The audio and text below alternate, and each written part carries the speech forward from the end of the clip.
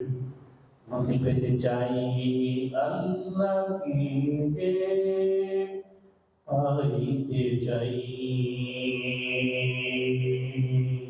আল্লাহকে যে পাইতে চাই হযরতকে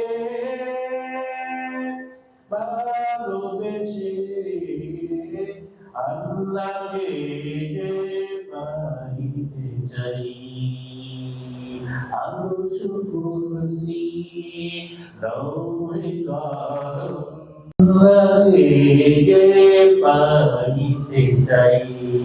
আল্লাহু আকবার বলেন। ইমাম গাজ্জালী বলেন আল্লাহ তোমাকে পেতে চাই। ভাইস চ্যান্সেলরের পক্ষে পায়ে লাঠি দিয়ে ফেলে দিয়ে বের হয়ে যান জঙ্গলে জঙ্গলে। ইমাম গাজ্জালী জঙ্গলের মধ্যে ঘুমান, ইটা মাথায় দিয়ে ঘুমান, গাছের পাতালতা খেয়ে ক্ষুধা নিবারণ করেন।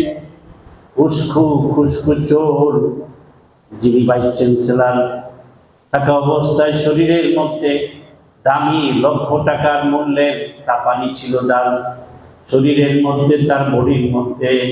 সেই ইমাম গাজ্জালী এখন দুলি বাড়ির মধ্যে ঘোরাঘুরি করে বাড়ির মধ্যে সাধারণ জায়গার মধ্যে বিভিন্ন জায়গার মধ্যে একজন ফকির এবং মিসকিনের মতো ঘুমিয়ে থাকে, শুয়ে থাকে আর আল্লাহকে খুঁজে বলেন আল্লাহু আকবার।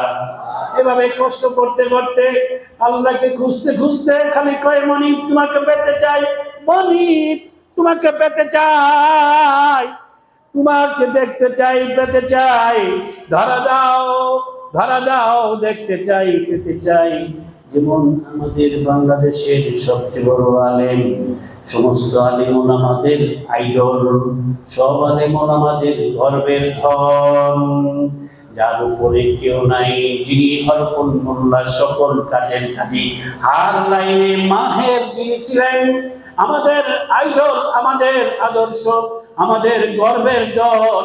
ওই ফরিদাবাদ, কাটারা, লালবাগ, গহরডাঙ্গা মাদ্রাসা সহ অসংখ্য মাদ্রাসার যিনি উপকার সুরকার প্রতিষ্ঠাতা আমাদের শামসুল হক ফরিদপুরি সদর সাহেব হুজুর যেমন বলেছিলেন, হাকিমুল উম্মত থানভীর সাথে কলকাতায়, তখন কলকাতা প্রেসিডেন্সি কলেজে তিনি লেখাপড়া করেন, আইএ লেখাপড়া করেন।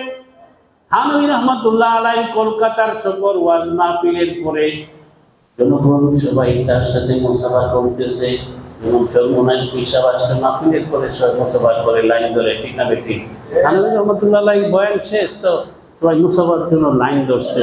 তা আমাদের শামসুল হক ফরিদপুরি তিনি তখন কলেজের ছাত্র, উনিও লাইন ধরছে।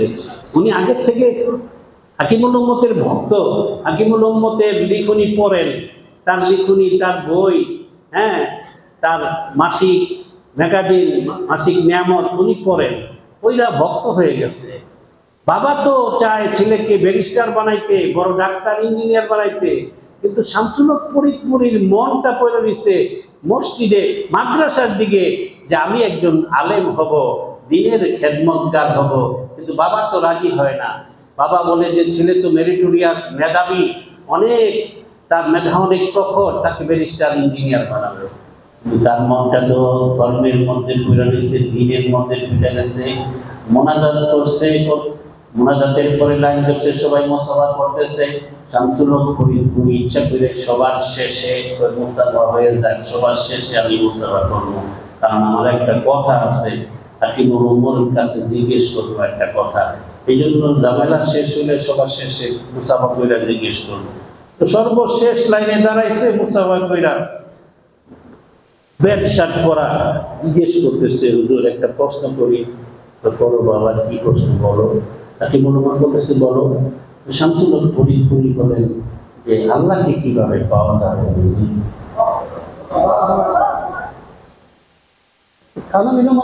হে আমার জিগায় আল্লাহকে কিভাবে পাওয়া যাবে? আমার তো অনেক আলেমোলামা পীর মাসায় এই পর্যন্ত কোনোদিন আমার খানকায় পয়রা থাকে, কত বড় বড় আলেমোলামা। ওই খানকার সদস্য হলো মুফতি শফি, খানকার সদস্য মাওলানা আতহার আলী, খানকার সদস্য এরকম ভাবে কারি তৈয়ব রহমতুল্লাহ আলাই, খানকার সদস্য মোহাম্মদুল হাফিজি হুজুর, খানকার তৈব সদস্য আতার আলী রহমতুল্লাহ আলাই, খানকার সদস্য ময়মনসিংহ বড় মসজিদের ফয়জুর রহমান রহমতুল্লাহ আলাই, এরকম বড় বড় সব। কিন্তু কেউ কোনোদিন জিজ্ঞেস করে নাই যে আল্লাহকে কিভাবে পাওয়া যায়, হুজুর কইয়া দেন আল্লাহরে কিভাবে পাওয়া যায়। একটা কলেজের ছেলে প্রশ্ন করি, বাবা তুমি আল্লাহকে কিভাবে পাওয়া যায়, তুমি এই প্রশ্ন করছো, তুমি কলেজে কেন, তুমি মাদ্রাসায় পড়ো না কেন? আব্বা তো, আমি তো পড়তে চাই কিন্তু বাবা তো আমাকে পড়তে দেয় না। তো থানভীর রহমতুল্লাহ মন্তব্য করলেন, এমন জমানা আসছে সন্তান মাদ্রাসায় পড়তে চায়, আবেগ হইতে চায়, বাবা পড়াইতে চায় না। আফসোস করলেন। আর আফসোস করার সাথে সাথে থানভীর রহমতুল্লাহ একটা নজর পড়লো ওই শামসুল ফরিদপুরের প্রতি, যে একটা কলেজের ছেলে প্রশ্ন করে আল্লাহকে কিভাবে পাওয়া যায়। এই ছেলে তো স্বাভাবিক কোনো সাধারণ ছেলে নয়, অবশ্যই ছেলেটা ভবিষ্যতে কিছু হবে।